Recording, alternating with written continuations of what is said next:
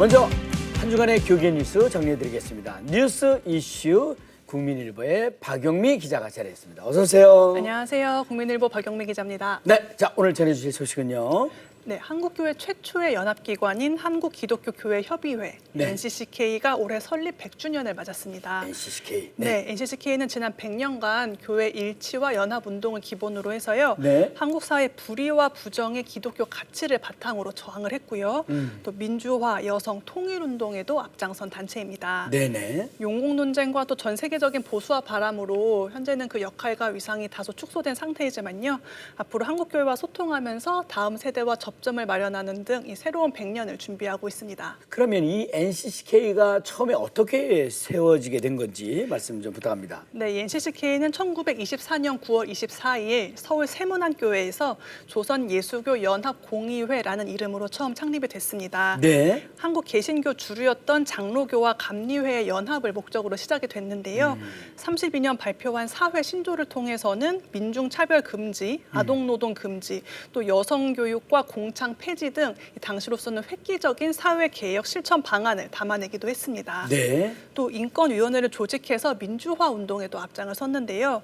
교회가 한국 사회 최초로 인권 운동을 시작했다는 점에서 의미가 있습니다. 네네. 이후에는 통일운동에도 박차를 가해서요. 88년에 발표돼서 이른바 88선언이라고 불리는 민족의 통일과 평화에 대한 한국 기독교의 선언을 채택을 했습니다. 네. 이 선언은 정부가 2000년 발표한 6.15 공동선언의 근간이 되는 등 정부 통일 정책을 마련하는 데 큰 도움을 주었습니다. 네. 올해 100주년을 맞아서 여러 기념 행사도 이제 준비하고 있다는데 소개 좀 네. 부탁합니다.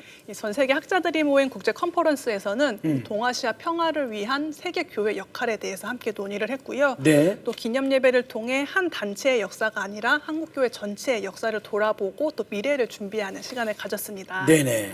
한국은 물론 이 세계 교회가 보수화되고 또 동성애 논란이 또 심화가 되면서 NCCK가 많은 부침을 겪기도 했었는데요. 네. NCCK는 이 단체와 한국 교회 사이의 괴리감을 메우기 위한 소통의 확대를 가장 큰 과제로 꼽고 있습니다. 네네. 또 사회 양극화, 비혼과 저출생, 기후 위기 등 이 문제를 함께 극복하면서 한국 교회가 다시 신뢰를 받도록 개혁하겠다는 포부를 밝혔습니다. 네, 그렇군요. 네.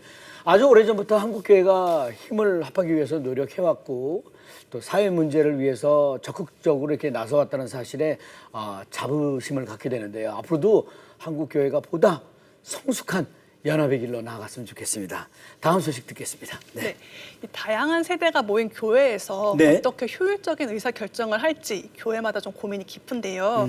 소수에 의한 교회 운영이 아니라 전 세대가 참여하는 민주적인 절차가 필요하다는 목소리가 점차 커지고 있습니다. 네네. 최근 한국교회 지도자센터가 목회데이터 연구소와 함께 조사한 바에 따르면요.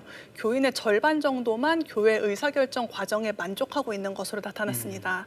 또 많은 교인이 교회다운 체계적인 의사소통 그리고 또 투명하고 참여적인 의사결정 구조를 요청하고 있었습니다. 네. 이제는 뭐 교회가 열린 마음으로 성도들의 의견을 듣고 의사결정에 함께 참여하는 것도 중요한 시대가 된 것 같습니다. 조사 결과는 어떻습니까?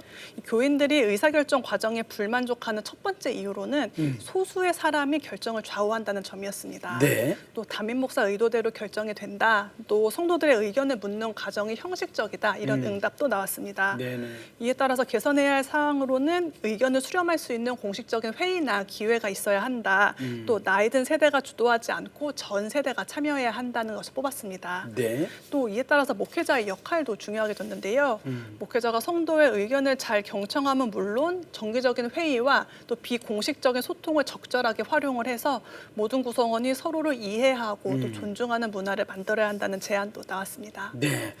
아무튼 이제 교회도 이제는 예전과는 달리 분위기가 좀 달라져야 할 것 같은데요. 목회자 한 사람이 교회를 이끌어가는 게 아니라 이제는 온 성도들이 함께 해나간다는 생각이 더 커진 것 같습니다. 네, 그죠? 맞습니다. 예전에는 한두 명의 리더십이 좋은 결과를 가져오는 경우도 물론 있었지만요. 이제는 목회자와 당회가 성도들의 여론을 살피고 또 경청하는 미래 교회상이 필요한 상황입니다. 특히 집사, 권사, 여성, 청년들도 언제든지 자신의 의견을 개진할 수 있도록 소통의 문을 열어두는 것도 중요한데요. 네네. 이를 위한 다양한 시도를 하는 교회들도 있습니다.